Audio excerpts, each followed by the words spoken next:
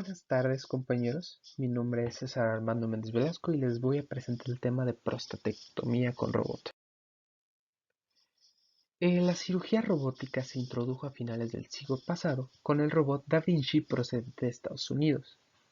Este utiliza un sistema maestro-esclavo en el que el cirujano se va a sentar en una consola y va a manejar un carro con instrumentos a un lado de la mesa de operaciones donde se va a encontrar el paciente. El robot Da Vinci y sus diferentes versiones, siendo la X y la más actual, son los únicos que se han usado en los últimos 14 años. Y el uso de estos ha tenido un gran ascenso y un gran crecimiento, y esto lo podemos notar, ya que solo en el 2019 se hicieron 750.000 intervenciones en todo el mundo.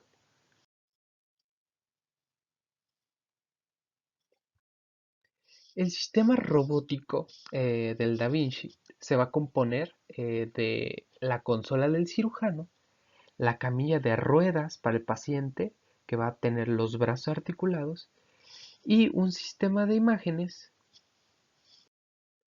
Empezamos con la consola quirúrgica. Desde esta consola el cirujano va a controlar y manejar, gracias a los pedales y a los manipuladores que tiene, el endoscopio 3D y los instrumentos articulados. Estos característicos del sistema robótico del Da Vinci de última generación. El cirujano va a trabajar con los ojos, las manos y el campo perfectamente alineados, y estos van a ser controlados desde la misma consola. Vamos a tener una visión detallada, los movimientos a escala de las manos del cirujano, una posibilidad de pasar de una vista de campo completa a un modo de múltiples imágenes. Esto va a hacer que las maniobras del cirujano sean muy seguras, muy precisas y que sean muy firmes. Después tendremos el carro del paciente o camilla de ruedas, que se va a componer de 3 brazos en la primera generación y 4 brazos en los modelos más recientes. Un brazo va a soportar la cámara y los otros 2 o 3, según sea la versión, son para los instrumentos equipados con una junta en sus extremos. Esto va a imitar los movimientos de la muñeca y va a tener 7 grados de libertad. Con sus 4 brazos es el componente quirúrgico del sistema robótico Da Vinci. Todos los movimientos de los brazos del robot que controla el cirujano se van a realizar alrededor de un punto fijo en el espacio, y esto lo vamos a llamar centro remoto. Esta configuración va a permitir que los instrumentos y el endoscopio se muevan reduciendo al mínimo la fuerza que vamos a ejercer en el cuerpo del paciente. Y después vamos a tener la torre de visión, que va a ser la unidad de elaboración y procesamiento de las imágenes. Esta va a estar compuesta por un monitor táctil de 24 pulgadas y un electrobisturí y una serie de estantes para almacenar el equipo quirúrgico auxiliar. En la cuarta generación del sistema Da Vinci, que sería el XI, como les mencioné, va a permitir muchas cosas, como tener una visión hasta 10 veces aumentada del campo operatorio con una resolución muy detallada y una visión 3D. Esto va a ser indudablemente superior a la técnica laparoscópica. También puede anular el temblor de las manos del cirujano y esto impedir los movimientos involuntarios. Puede utilizar los 4 brazos del robot como un soporte para instrumentos o para el endoscopio. Este puede interactuar con otras tecnologías que tengamos presentes en el quirófano, esto en todo el mundo. Y también se puede optimizar mediante un sistema láser. Esto, la posición de los brazos robóticos según la intervención establecida y la posición que tenemos del otro CARES.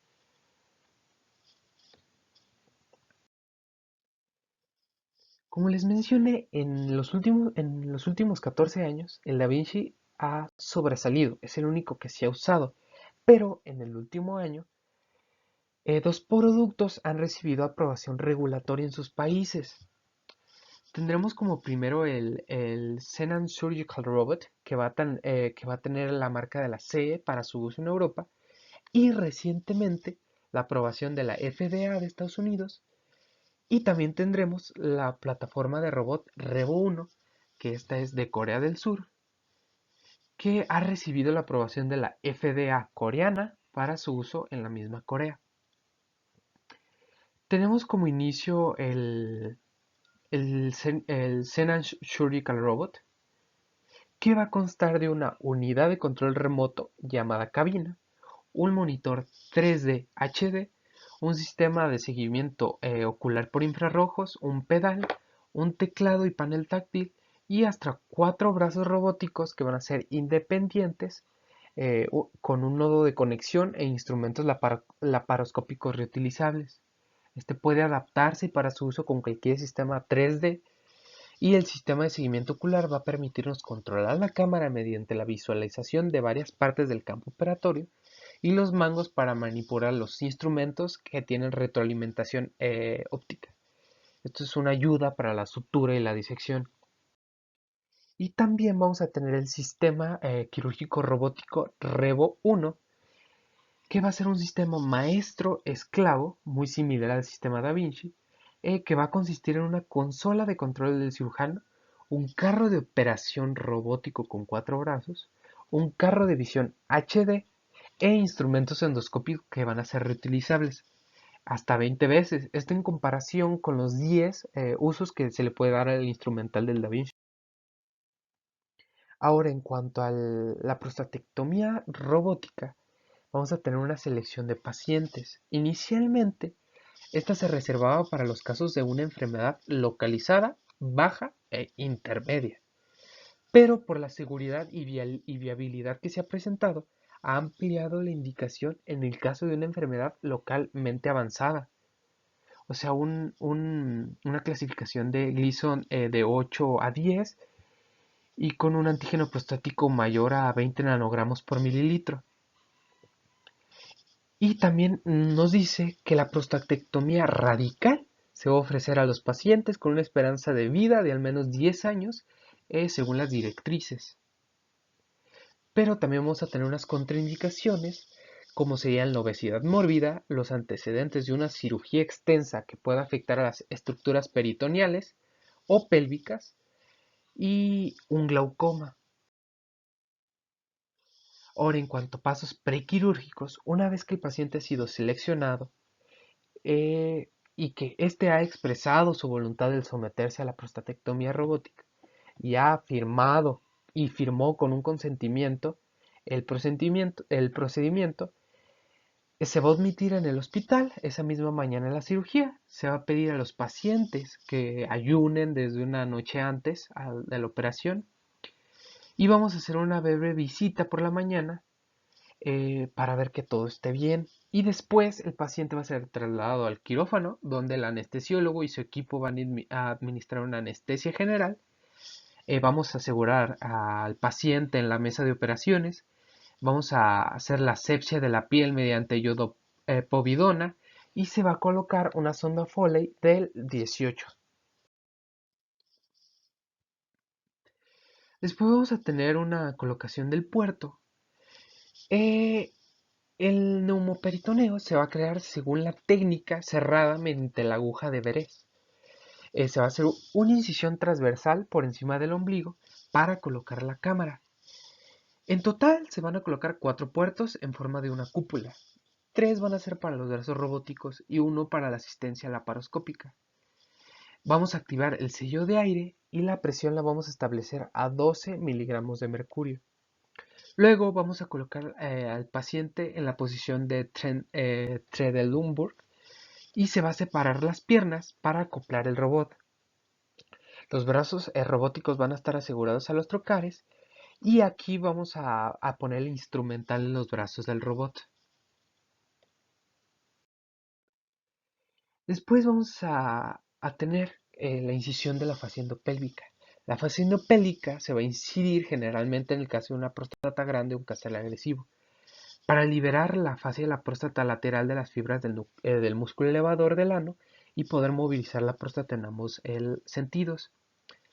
Esto va a tener como objetivo proporcionarnos una movilidad que es útil cuando diseccionamos las próstatas y una inspección visual del tejido periprostático, esto en caso de que pueda ser agresivo. La incisión se va a realizar con unas tijeras frías mediante mediana, perdón, medialmente a la línea blanca, salvando su parte distal. Esta se va a encontrar en continuidad directa con los ligamentos puboprostáticos y el arco tendinoso se va a disecar y se va a conservar.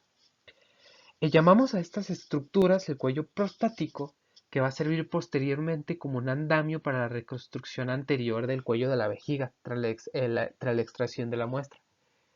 En el caso de una próstata pequeña o de una enfermedad que no es agresiva, a menudo no se incide la fascia endopélvica para mantener la integridad anatómica, esto para ayudar a la recuperación funcional. Tras la colocación de la cámara, el trocal y el instrumental, el espacio intraperitoneal se va a encontrar bajo una visión directa. Si es necesario, se va a llevar a cabo una lisis de las adherencias para liberar el intestino. Después, se van a incidir en los ligamentos umbilicales medial y mediano para acceder al espacio de Retzius. Esto durante esta fase se va a recurrir a la electrocoagulación para controlar la hemorragia que se va a presentar. Se va a identificar la próstata y se va a limpiar la grasa periprostática para poder visualizar los ligamentos puboprostáticos. Siempre vamos a realizar un procedimiento de preservación del cuello sin vejiga. Vamos a hacer una incisión en la pared anterior de la vejiga, esto justo encima de la unión prostatovesical, esto como se presenta en la foto, y posteriormente vamos a identificar el cuello de la vejiga y su cara anterior se va a cortar con un cauterio. Luego vamos a levantar el catéter Foley y se va a sostener ventralmente con el cuarto brazo. Se va a disecar el cuello vesical y posterior hasta identificar la capa fibromuscular retrotrigonal. Esto va a representar un plano musculofacial que se va a encontrar detrás de la pared posterior del cuello de la vejiga. Como les dije en la foto, vamos a ver una incisión de la pared anterior de la vejiga.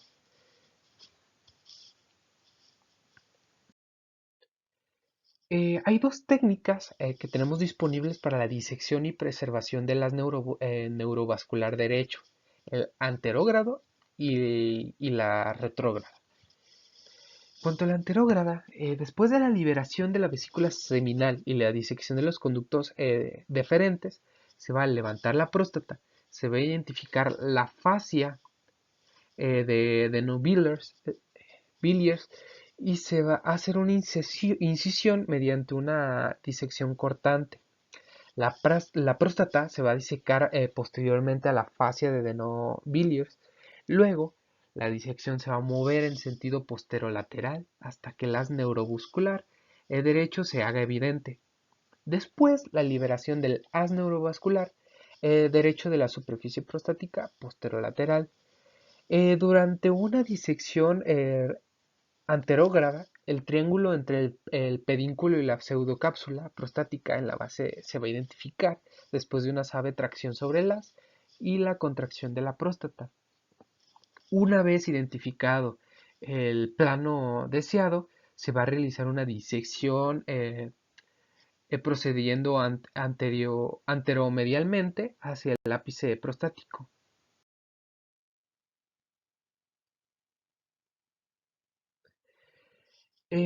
Vamos a tener que a nivel apical la próstata se va a fusionar sutilmente con la uretra y va a ser muy difícil discriminar entre estas dos estructuras.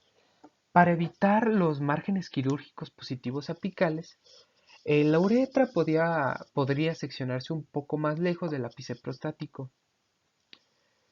Durante la disección apical, la próstata se va a liberar completamente en sentido posterior y posterolateral, y en este punto la próstata se va a levantar anteriormente hacia la sífisis del pubis, y este movimiento va a abrir el espacio detrás de la uretra y va a comprimir el plexo de Santonini contra los huesos del pubis, esto ocluyendo el flujo temporalmente. En esto vamos a cambiar el objetivo de la cámara a una óptica de 30 grados para acercarnos a la unión próstata-uretra, esto para conseguir una buena visión y poder separar el ápice prostático y el complejo del esfínter uretral. En este punto se va a realizar una incisión en la hemicircunferencia posterior de la uretra con unas tijeras curvas frías. Esto aproximadamente a 1 milímetro distal del ápice prostático. Y a continuación se va a exponer la sonda Foley y se va a retraer su punta hasta el orificio uretral distal. Esto nos va a permitir la visualización directa anterior de la uretra. De nuevo, la porción anterior de la uretra se va a diseccionar, se diseca con precisión y ahora el complejo esfinteriano uretral es completamente transeccionado. Y después vamos a tener un control del plexo de Santorini. La lente ahora la vamos a cambiar por una óptica de 0 grados y la disección continua va a ser anteromedialmente. Se va a retraer la próstata y la disección se va a realizar de forma craneocaudal. Esto cuando la resonancia magnética y la disección, la resonancia magnética multiparamétrica preoperatoria no identificó ninguna lesión sospechosa en la próstata anterior, se va a hacer una sección del plexo de Santorini junto con los ligamentos puboprostáticos a 1 milímetro del margen anterior de la próstata. En este punto, el globo del catéter Foley lo vamos a inflar de 20 a 30 milímetros de solución salina y la parte convexa del globo del catéter de Foley va a mirar hacia la sínfisis púbica en un esfuerzo por determinar una compresión suave en el complejo venoso profundo, esto para ayudar en el proceso hemostático. Y a continuación vamos a extraer la muestra y vamos a realizar una disección de los ganglios linfáticos según las categorías de grupos de riesgo de diámico. Y al final vamos a tener una reconstrucción anatómica total, como les mencioné al inicio. El primer paso de esta reconstrucción lo va a representar el cuello de la vejiga posterior y la reconstrucción de la placa musculofacial de adenofilios. Porque al reconstruir la placa posterior primero, vamos a asegurar un suficiente soporte a la uretra posterior, donde se va a encontrar la apertura del omega. Vamos a utilizar dos soportes con agujas y vamos a crear un colgajo muscular detrás del cuello de la vejiga. Esto según el principio de Pagano, que la sutura clásica de Pagano va a consistir en una sutura en la línea media de un colgajo del retrusor derecho e izquierdo detrás del cuello de la vejiga. Y vamos a incorporar a esta sutura el colgajo retrotrigonal en un esfuerzo por dar un poco más de soporte en el cuello posterior de la vejiga. Posteriormente vamos a suturar la capa retrotrigonal a la fascia de Denovillers que se va a hacer que se ha disecado para acceder a la uretra posterior. Esto de acuerdo con el principio de Rocco. Y en este punto la anastomosis vesicouretral puede llevarse a cabo prácticamente sin tensión ni sutura continua. Y vamos a concluir la reconstrucción anatómica total suturando el nuevo cuello vesical al arco tendinoso por medio de una sutura continua. No les quise agregar el video como tal porque es una cirugía muy larga, así que les puse dos videos, este un poquito más corto de 11 minutos que es de una prostatectomía radical asistida por el robot Da Vinci, que se realizó en el servicio de urología del Hospital Universitario Quirón Salud en Madrid. Y les agregué una transmisión en vivo de una prostatectomía rectal robótica completa realizada por el doctor Kushit Guru. Esta tiene una duración casi de 2 horas y media por si les interesa verla completa. Esto sería todo por mi parte. Les agradezco mucho su atención y esta fue la bibliografía que se utilizó. Muchas gracias.